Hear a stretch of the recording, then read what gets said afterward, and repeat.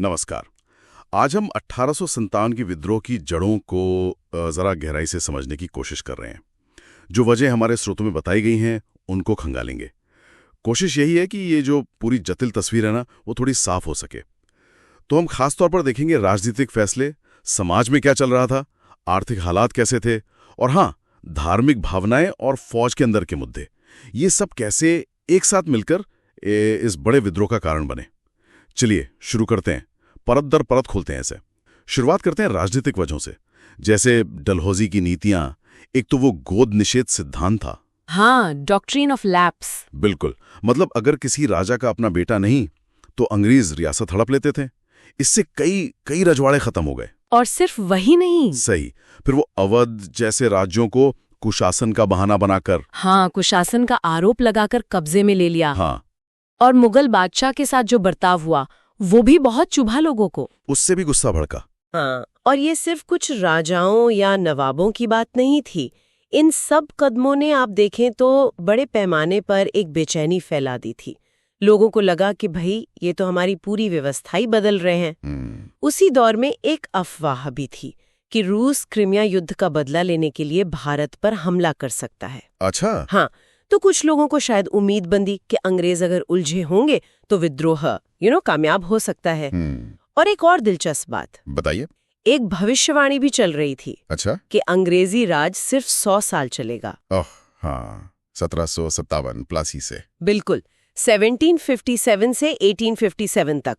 तो ये बात भी लोगों के जहन में थी कि शायद अब समय आ गया है। इसने भी माहौल बनाया, कह सकते हैं। सही बात है। और हाँ, एक और अहम बात, लॉर्ड कॉर्नवालिस की नीति।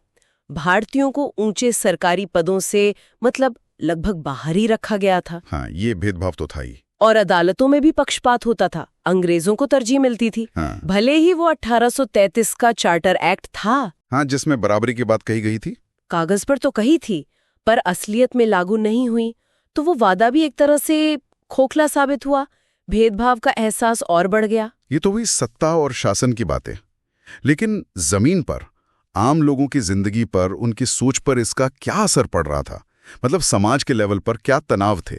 देखिए, समाज में भी काफी उथल-पुथल थी। एक तो ये कि अंग्रेज अक्सर भारतीय रीति रिवाजों, तौर तरीकों का मजाक उड़ाते थे। उन्हें लगता था कि पश्चिमी सभ्यता ही श्रेष्ठ है। तो ये जो पश्चिमी सभ्यता का असर बढ़ रहा था ना, इससे कई भारतीयों को डर लगने लगा। डर किस बात का? डर कि कहीं उनकी अपनी संस्कृति, उनकी पहचान ही ना खो जाए। ये सिर्फ परंपरा की बात नहीं थी, ये उनके वजूद का सवाल बन गया था। हाँ, जब आपको राजनीतिक तौर पर भी कमतर महसूस कराया जा रहा हो। बिल्कुल, तो फिर ये सामाजिक कटाक्ष और ज्यादा चुभते थे। और शायद इसी सामाजिक और राजनीतिक बेचैनी को आर्थिक मुश्किलों ने और हवा दी होगी। हाँ, खासकर कपड़ा उद्योग, उसे तो लगभग तबाही कर दिया। लाखों कारीगर, बुनकर बेरोजगार हो गए।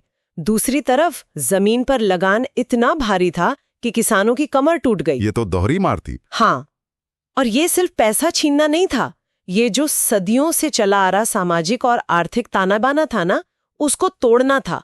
जब लोगों की रोजी रोटी छिनती है, गांव उजड़ते हैं, तो गुस्सा तो बढ़ेगा ही। हाँ, वो गुस्सा सिर्फ आर्थिक नहीं रहता, वो फिर सामाजिक विद्रोह की जमीन तैयार करता है। लोगों को लगा कि अब हमारे पास खोने को कुछ बचा ही नहीं है। इस सुलगती आग में फिर धार्मिक कारण भी वो घी का काम कर रहे थे क्या? हाँ, धर्म का मुद्दा तो बहुत ही संवेदनशील था और है। ईसाई मिशनरियों को स्कूलों में, अस्पतालों में, यहाँ तक कि जेलों में भी अपने धर्म का प्रचार करने की छूट थी। अच्छा, और कई बार वो हिंदू और मुस्लिम धर्म की सीधी सीधी आलोचना करते थे, लोगों पर धर्म बदलने का दबाव बनाते थे। ऐसी बातें भी सामने आई। और ऐसी भी खबरें थीं कि जो लोग ईसाई बन जाते हैं उन्हें कुछ सरकारी सहूलियतें मिलती हैं, नौकरियों में आसानी होती है।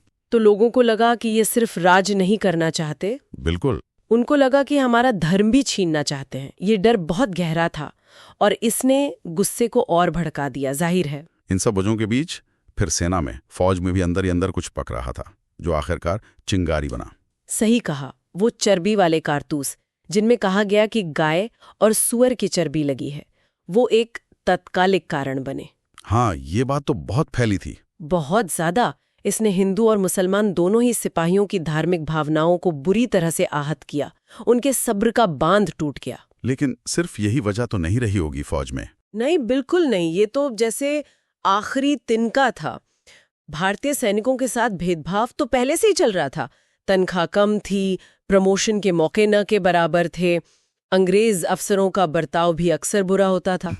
और दिलचस्प बात यह है, जैसा आपने कहा, कि विद्रोह करने वालों में सिर्फ कम तनख्वाह वाले या निचले रैंक के सिपाही ही नहीं थे। अच्छा। हाँ, अच्छी तनख्वाह और सम्मान पाने वाले सूबेदार जैसे पदों पर बैठे लोग भी शामिल हुए। वो क्यों? क्योंकि वो सिपाही होने के साथ साथ उसी भारतीय समाज का हिस्सा थे।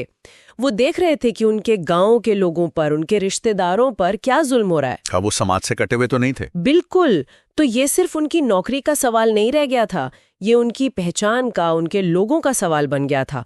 और हाँ, कुछ स्रोतों में अफगान और क्रीमिया युद्धों के असर का भी जिक्र मिलता है। उसका क्या असर?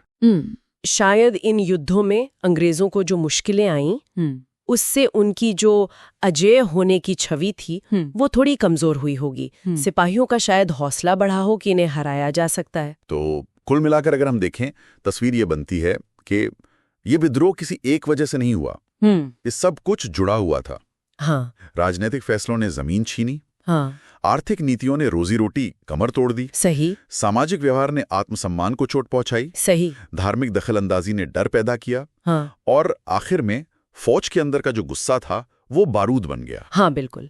ये सारी कड़ियां आपस में एकदम जुड़ी हुई थी।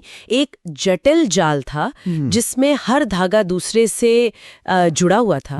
और यहीं पर एक सोचने वाली बात सामने आती है जो शायद हमारे श्रोताओं को भी सोचने पर मजबूर करे। क्या? हमने वो 100 साल के राज वाली भविष्यवाणी का जिक्र किया था ना। हाँ। तो ये देखते हुए कि विद्रोह का समय यानी 1857 और वो भविष्यवाणी का समय वो लगभग एक ही था। हाँ, बिल्कुल। तो ये सवाल उठता है कि लोगों के जो असल दुख दर्द थे, उनकी जो वास्तविक शिकायतें थीं, उनके साथ साथ इस तरह की भविष्यवाणियों और मान्यताओं ने उनके फैसलों पर, उनकी हिम्मत पर, उनके एक्शन पर कितना असर डाला होगा। ये दिलचस्प सवाल है। हाँ, क्योंकि इतिहास में अक्सर यथार्थ और विश्वास ये दोनों मिलकर ही घटनाओं को दिशा देते हैं।